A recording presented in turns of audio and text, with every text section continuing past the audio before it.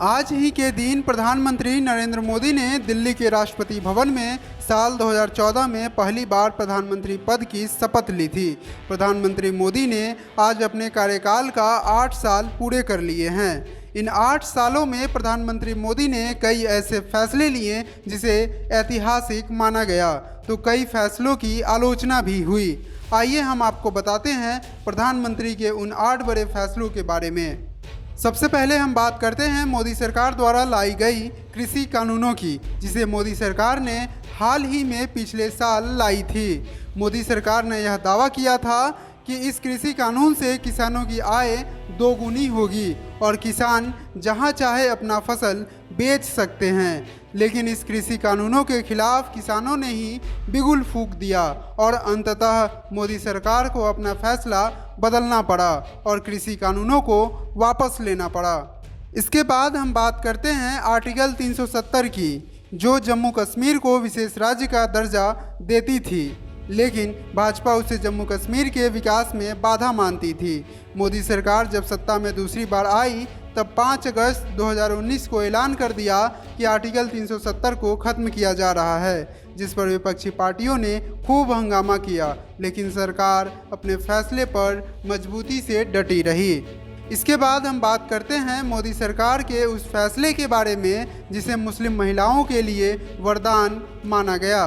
1 अगस्त 2019 को मोदी सरकार ने 3 तलाक विधेयक को पारित कराया था। समाज के बड़े तबके ने इसका समर्थन किया और इसे बड़ा फैसला बताया।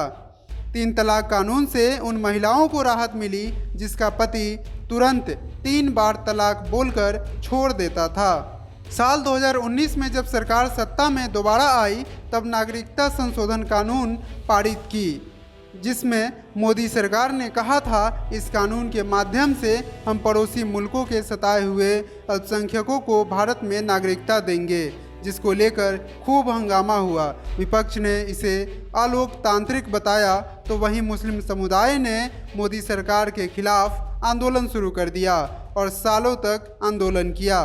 10 जनवरी 2020 को कानून लागू हुआ, लेकिन अब तक इसके नियमों को अधिसूचित नहीं किया गया।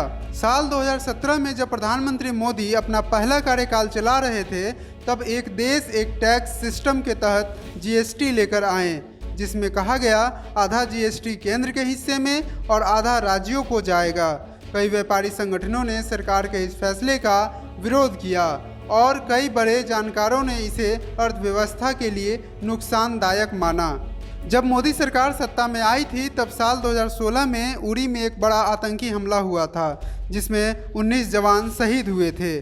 तब देश भर में काफ़ी गुस्सा देखने को मिला था। मोदी सरकार ने इस हमले का बदला लेने के लिए 10 दिनों के भीतर पीओके में सर्जिकल स्ट्राइक करके 40 से ज़्यादा आतंकियों को मार गिराया था। मोदी सरकार के इस फैसले की देश भर में काफ़ी प्रशंसा हुई थी।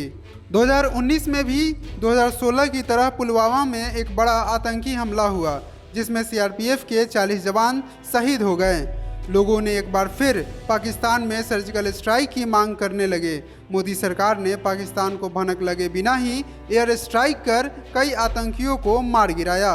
इस फैसले को भी मोदी सरकार का ऐतिहासिक फैसला माना जाता है। मोदी सरकार के अंतिम और 8वां निर्णय की बात करें तो जब मोदी सरकार सत्ता में पहली बार 2014 में जीतकर आई थी, तब एक बड़ा फैसला लिया था, नोटबंदी का फैसला। 8 अगस्त 2016 की रात अचानक पीएम मोदी टीवी पर आए और ऐलान कर दिया कि पुराने नोट अब लीगल टेंडर नहीं होंगे। इस फैसले से पूरे देश में हलचल मच गई। जिसके पास पुराने नोट थे उनके तमाम काम अटक गए। आम लोगों पर इसका सबसे ज़्यादा असर देखा गया। इस फैसले से सरकार की खूब आलोचना भी हुई। हालांकि इस फैसले से देश में डिजिटल पेमेंट का चलन तेजी से शुरू हुआ। अगर आपको हमारा वीडियो पसंद आया हो तो इसे लाइक करें, इस चैनल को सब्सक्राइब करें और हाँ, बेल आइकन भी दबाएं ताकि आप तक हमारे वीडियो की नोटिफिकेशन पहुंचते रहें। हमसे जुड़े रहने के लिए अपने सुझाव हमें कमेंट बॉक्स में देते रहें।